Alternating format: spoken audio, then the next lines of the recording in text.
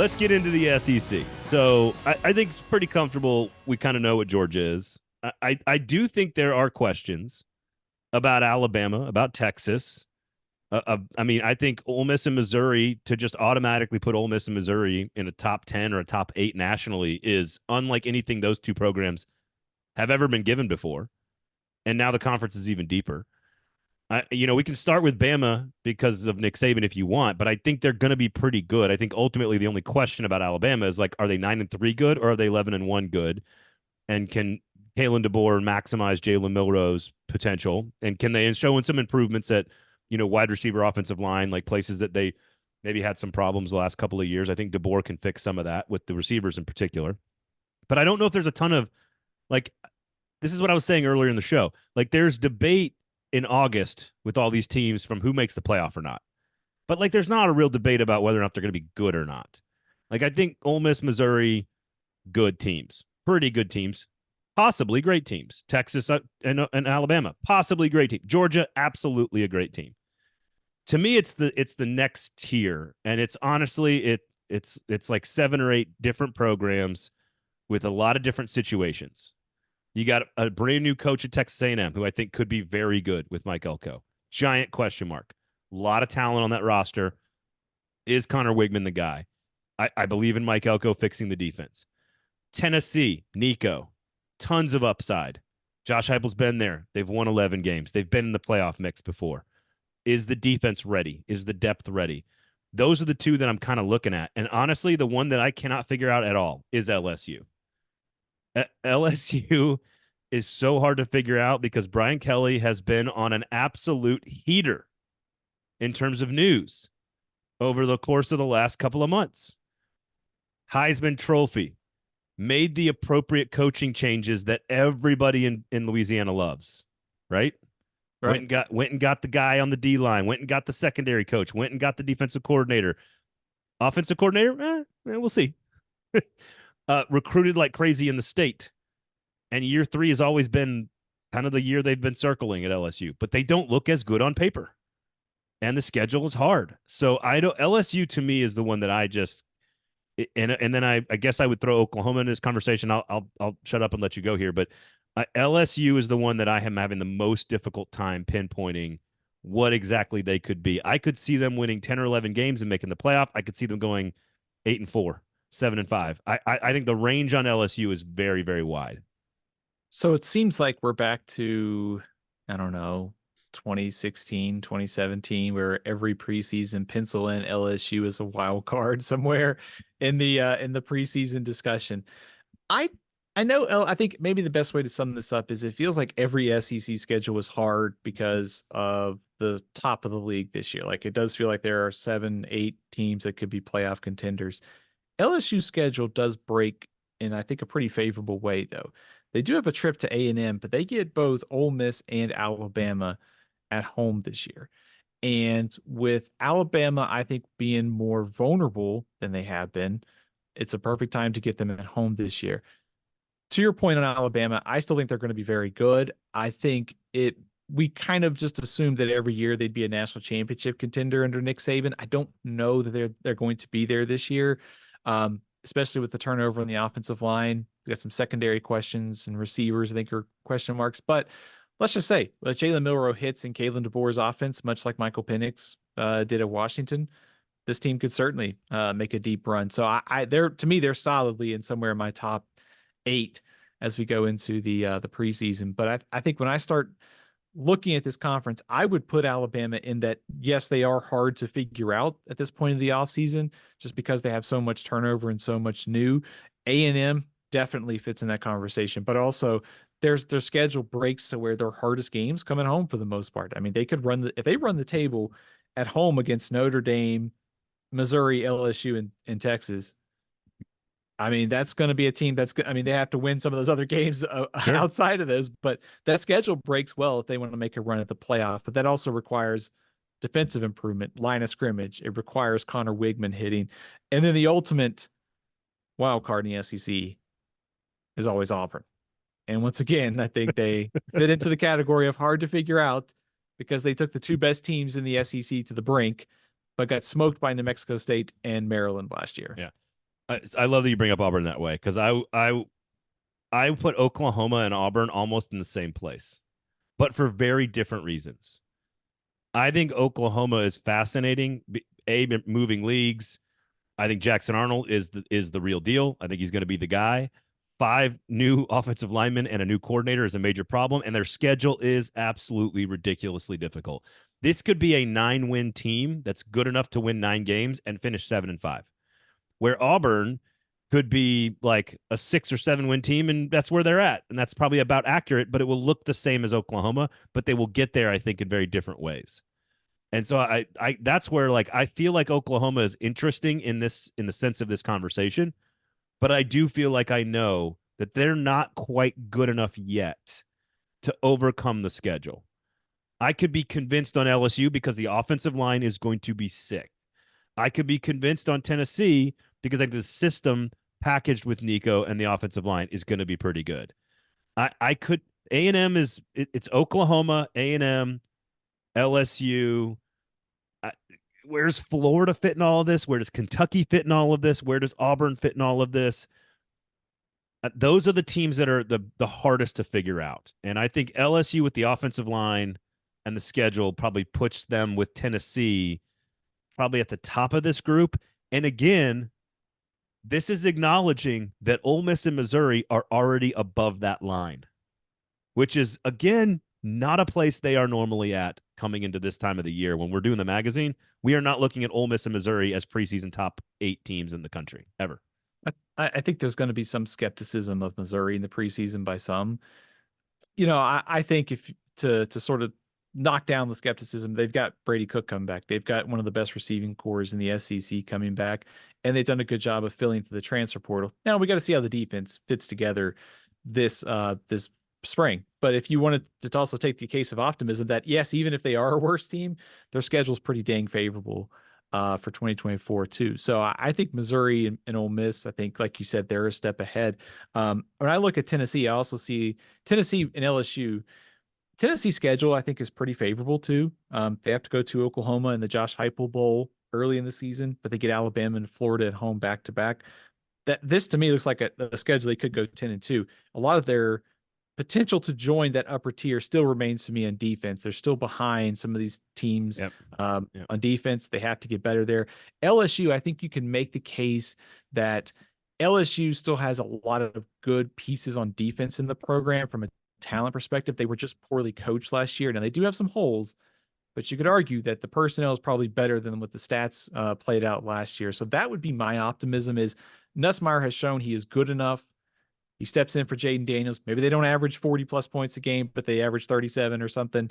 The offense is just fine, and the defense is much better, which makes up for some of that regression offensively this year. I find the tale of the two tigers, to be fascinating, to quote Tolkien.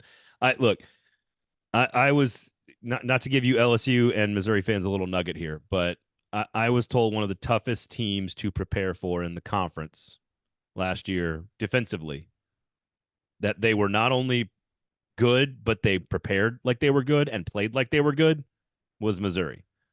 That they knew where they were supposed to be, they were there, and they were good at being there.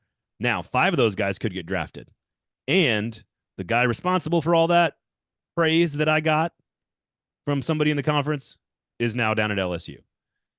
That being said, you cannot take Jaden Daniels, Brian Thomas, Malik Neighbors, and Mike Denbrock off of LSU and expect them to be as good on offense. So it's like Missouri's taking this huge step back on defense and LSU taking this big step back on offense. Where do they shake out? I don't know. I think the range of outcomes for those two is greater than we think, but I still think a program like Texas A&M is just more inherently unknown.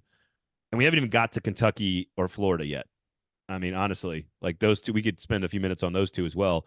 Tennessee, I think it's Tennessee and LSU are the two really interesting. Those are the ones that I think, if we're staying true to this exercise and circling the most interesting and unknown team that we think could really jump up and challenge some folks, it's Tennessee and LSU. Those are the two that I circle and say, if all of a sudden Ole Miss and Missouri fall down a peg, or Alabama falls down a peg, or pick Texas somehow slips and is not as good as we think, who are the teams that are stepping into those roles?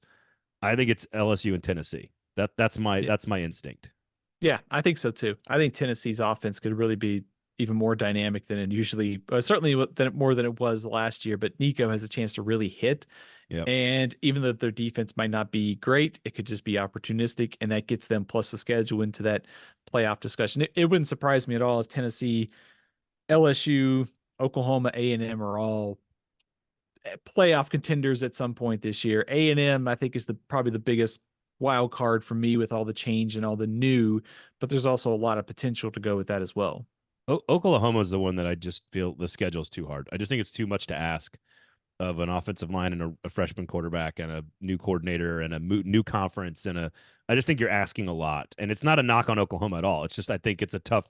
It's just almost unlucky that you had all this change and all this new all happening at the same time, which I think could set them up very well for 2025. It sets them up well for 2025 that Brent Yeah. Venables is Yep. emphasizing line of scrimmage and defense. Yep. Their last couple games at Missouri, Alabama, at LSU, those could all be top 10 teams by the time we get to November. So yes, I think their schedule is going to hold them back, but they're still going to be a top probably 20 team on team strength alone. Getting down to that 11 to 18 range in the SEC. No, here's my question: Florida, Auburn, Kentucky. Who has more? Who has the highest ceiling, and why is it Florida? I would go right. My answer would be Florida with that. Number one, I think offensively, I think we've seen Billy Napier can get the most out of this offense. I mean, a lot of skepticism last year about Graham Mertz, ended up being fine. And now they add in DJ Lagway. Like, how does that pairing do they use Lagway situationally? Do they let him play more? It's such a fascinating storyline to me. I think defensive. Think Justin Fields at Georgia, Trevor Lawrence at Clemson, Anthony Richardson at Florida. Think those guys. I think that's how they use him. They've got to. I think he's got to play Yep. in some capacity right away. I don't think they can just afford to redshirt him. Obviously, with the transfer portal, I think it's important to play those guys right away. But their defense has to get a lot better. Now, if you want to take the optimistic route, they've got some guys coming in I think can make an impact. They hired Ron Roberts, a very veteran defensive coach, to sort of be the head coach of the defense and Yep. sort of tutor Austin Armstrong. But man, their schedule, you look at the early over-unders and schedule, it's like 5.5. And then it just starts with Miami, A&M, and of course you got to play Tennessee and Georgia and Texas. So, I mean, this is a very difficult slate for Florida, for a coach on the hot seat. There are winnable swing games at home against high quality competition that could change the entire narrative for Florida. Yes. I think it's Ole Miss and it's not LSU. Who do they have? Ole Miss, and then they have somebody else at home that I think if they're developing, they could win a game or two late to sort of snap that really difficult, brutal November and back half of their schedule. It's LSU and Ole Miss in November, but also Miami and A&M in September too. I think they win those two. Yeah, and they lose. They can too. And they lose to Tennessee, and they're like 6-1 going into that really tough stretch. Kentucky is fascinating. Stoops is established, but it feels like the staleness of the program is starting to become more of the norm, and that's concerning. Auburn, I think, is absolutely trending on an upward trajectory. So, yes, I would agree with Auburn trending up. I think when you look at their schedule, they have, I think, 6 very winnable home games. So by default, they could almost just get to 7-5 just by virtue of a favorable home schedule. I am curious to see if Peyton Thorne takes a step forward or if they have to go to Walker White at some point. Also, the coaching staff has been turned over. Sounds like Hughes got his guys in. Does that help this year? I think Kentucky, like you said, Mark Stoops has done a lot of good things at Kentucky, but what is the next step here? Like, what is the second act, so to speak? Because they sort of does feel a little stale. They've brought Brock Vandergriff in. If he's not good, they really don't have another guy. And I think Bush Hampton's solid as an offensive coordinator. But they've got to get that offensive line kind of back to where we're used to seeing it. There's just a lot more questions about this Kentucky team, I think, than we're kind of used to seeing coming in the preseason last few years. All right. Top tier: Georgia, Alabama, Texas, Missouri, Ole Miss. Who's the most interesting and the hardest to pinpoint of that group? That top 5 that you've got there. Is it Alabama? Is Alabama because of no Nick Saban, because of Kalen DeBoer, Jalen Milroe, because it's Bama, because of the power vacuum of the coaching brain power that's lost? Texas is equally as interesting. I think Missouri and Ole Miss are both. It's got to be Bama, right? It has to be. I think just because of what you mentioned, it's the coaching turnover Okay. on a roster that's very talented, on a team that has expectations of winning the national championship. Next group is Tennessee. Maybe Missouri's in this group. Maybe it's Missouri, Tennessee, LSU, Oklahoma, Texas A&M. Who's the most interesting in that group? Who's the most difficult to pinpoint? It's LSU and A&M for me. Okay. I think I want to see how far LSU's defense improves, because if it hits the schedule plus the offense, it could Yep. be good. And then A&M, just they have a ton of talent. Can they actually turn that talent into wins this year? It's LSU and Tennessee for me. So I agree. So we kind of agree it's Bama at the top. We kind of agree that Tennessee and LSU are the most interesting in that middle tier. And then at the bottom, who if you want to throw in some names we haven't mentioned here, Mississippi State, Arkansas, South Carolina, like to me it's Auburn. But I also for some reason, because Mark Stoops is not on the hot seat, Billy Napier's facing pressure. I don't think from internally. I don't think it's from Scott Strickland, but I think I don't know. I think it's Florida and Auburn are the most interesting. I mean, it certainly doesn't help when Steve Spurrier is out there questioning the direction of your Right. program. Right. That certainly doesn't help the offseason narrative. So, yes, for me, Well, it is Florida. But I will say, like, there are some interesting storylines. I'm just like curious what Mississippi State is basically the entire depth chart turnover. Arkansas with Bobby Petrino taking yeah. over as offensive coordinator this year. So, a ton of intrigue for me in some of these teams at the bottom of the SEC. Well, my golf game's been about the same since 1990. I guess I get out there and draw some plays up. Get it done. Go Gators. Steve Spurrier, never. I just Captain Troll, greatest troll of all time. Greatest troll of all time. The original, Yes. the OG original goat troll, Steve Spurrier. Maybe Spurrier can get the whole Barry Alvarez thing going on. If Napier gets fired and they make a bowl game, Spurrier could be the interim coach for like the I don't know, the Music City Bowl or something. Think about this. Billy Napier, offensive guy, offensive guru, quarterback developer, might not ever get to develop his own quarterback at Florida. Yeah. They don't play That's DJ true. Lagway this year. Yeah. All right.